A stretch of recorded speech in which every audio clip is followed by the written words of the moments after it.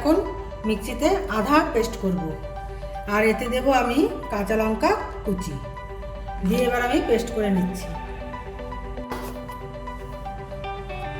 আমার পেস্ট তৈরি।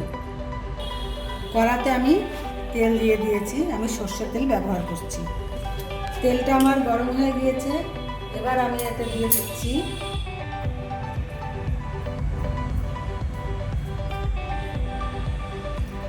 হাফ চামচের মতন হিং, দিয়ে দিলাম গোটা জিরে, দিয়ে দিচ্ছি মৌরি,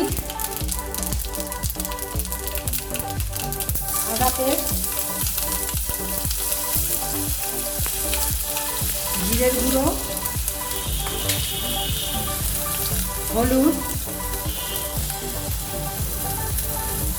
ধনের গুঁড়ো,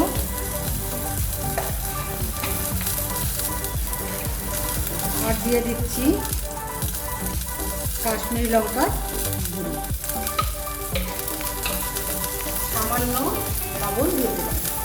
এবার এতে আমি এই পেস্টটাকে ঢেলে দিচ্ছি।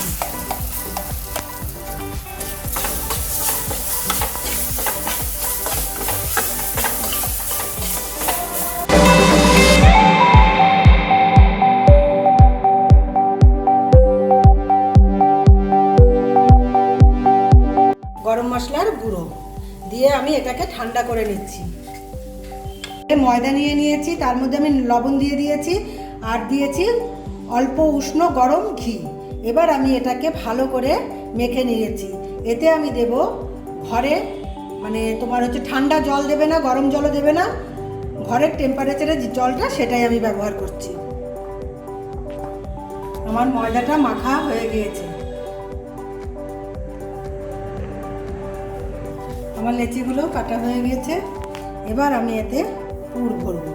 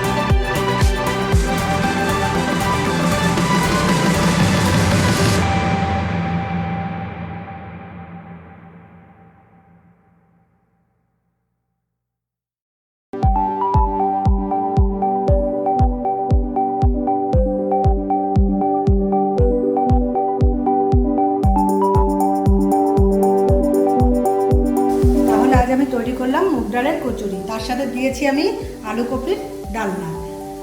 তাহলে তোমরা আমার চ্যানেলকে লাইক করো, শেয়ার করো, সাবস্ক্রাইব করো, কমেন্টস করো। আমি আবার নতুন রেসিপি নিয়ে হাজির হব।